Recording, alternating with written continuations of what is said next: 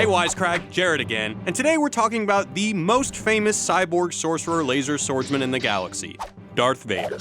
Perhaps no villain in the history of cinema has been more iconic or more important to a franchise. Is it the seductive voice of James Earl Jones? I am your father. His badass sci-fi samurai armor? His propensity for force-choking haters?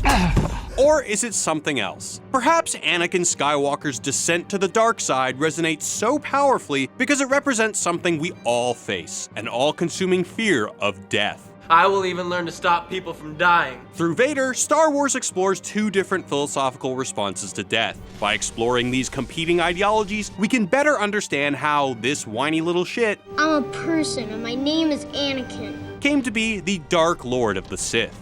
Welcome to this Wisecrack edition on the philosophy of Darth Vader. What will ultimately turn Anakin Skywalker into Darth Vader is fear. Fear of loss is a path to the dark side. Specifically, the fear of death. In his 1973 book, The Denial of Death, cultural anthropologist Ernest Becker argued that almost everything we do is a way of managing the fear of our own demise and the demise of those around us. This anxiety, known as death denial, is especially present in Darth Vader and is rooted as far back as his childhood. When we first meet Anakin Skywalker, he's an implausibly wise and articulate 9-year-old boy genius with superhuman piloting skills. He's the product of a virgin birth. Who was his father? There was no father. He's smarter than any of the adults around him, and there's a prophecy that suggests he might just be the Messiah. The prophecy of the one who will bring balance to the Force. You believe it's this boy? Oh, by the way, Force aptitude is now measured in midichlorians, just so we can establish from the very beginning that Anakin is objectively more powerful than anybody else. His cells have the highest concentration of midichlorians I have seen in a life form. But even young Jedi Jesus isn't immune to being scared shitless of death. I care for you too. Only Who's your mother?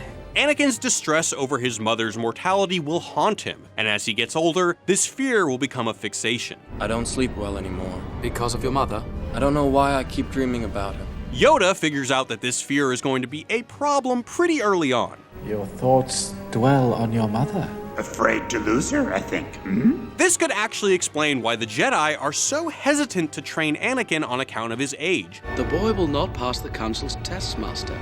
He's too old. Although it's never explained in canon why only young children are trained, He is too old. He's too old. the dialogue suggests that Yoda and Mace Windu are concerned about death denial and its ramifications for young Anakin. See, when kids are youngest, it's easiest to indoctrinate them not to fear death. Children, according to psychologist James A. Graham, begin to understand death as permanent between the ages of 5 and 9, but only as something that happens to lame old people, say your mother Shmi. It's only later, around the age of 10, that kids realize the permanence of death comes for us all. Anakin is 9, able to understand his mother's mortality, and likely on the cusp of understanding his own. The Jedi Council ultimately allows Obi-Wan to train Anakin anyway, but it comes at a terrible cost. If Jedi aren't trained beyond a certain age because of their fear of death, there may be good reason. According to Becker, human violence is a natural response to death denial. As he writes, only scapegoats can relieve one of his own stark death fear.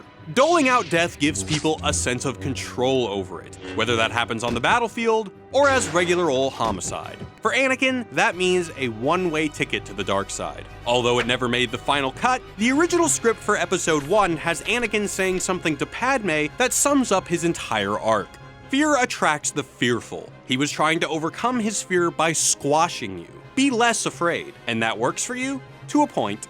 The script foreshadows that Anakin, fearful of losing his loved ones, will try to overcome this anxiety by attempting to squash death, to gain a sense of control over it rather than actually being less afraid. When Anakin finds that his mother has been mortally wounded by Tusken Raiders, he slaughters the entire village. I killed them. I killed them all. They're dead.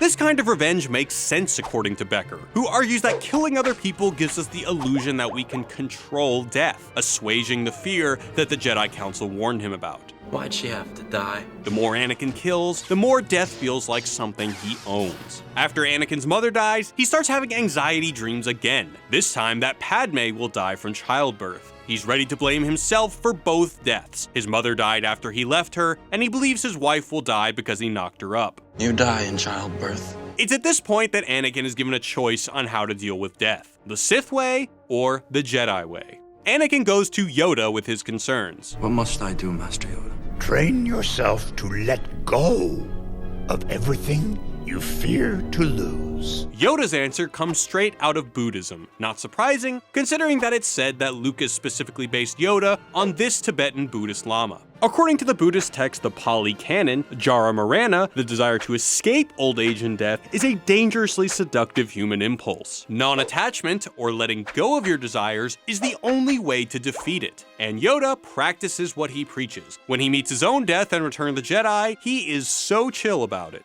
Soon will I rest. Yes. Forever sleep.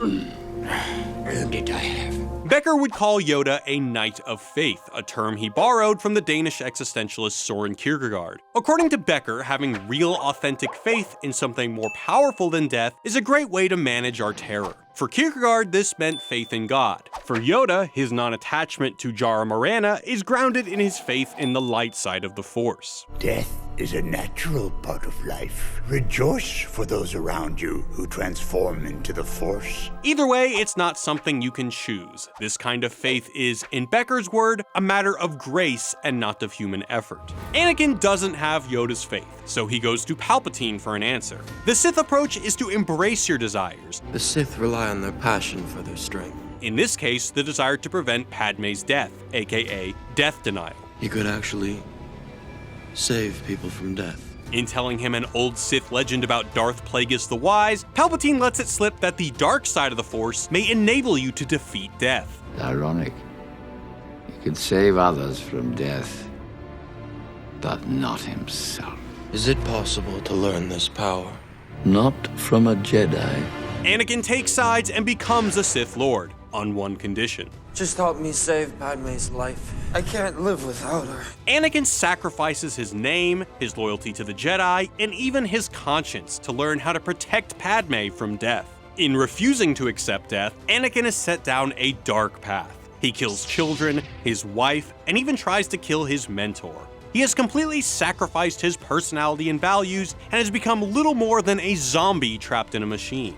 This is the terminal point of death denial, according to Becker. He writes, "The person seeks to avoid death, but he does it by killing off so much of himself and so large a spectrum of his action world that he is actually isolating and diminishing himself and becomes as though dead." Left with nobody to protect from death, Darth Vader has become an instrument of power and little else. With this in mind, we can finally understand what the hell Obi-Wan was doing in Episode 4. If the prequels were the story of how the Jedi Order lost Anakin to Palpatine because of his death denial, then it could be argued that Kenobi's death was the Order's way of confronting Anakin's ill-fated choice. Look back at their lightsaber duel on the Death Star.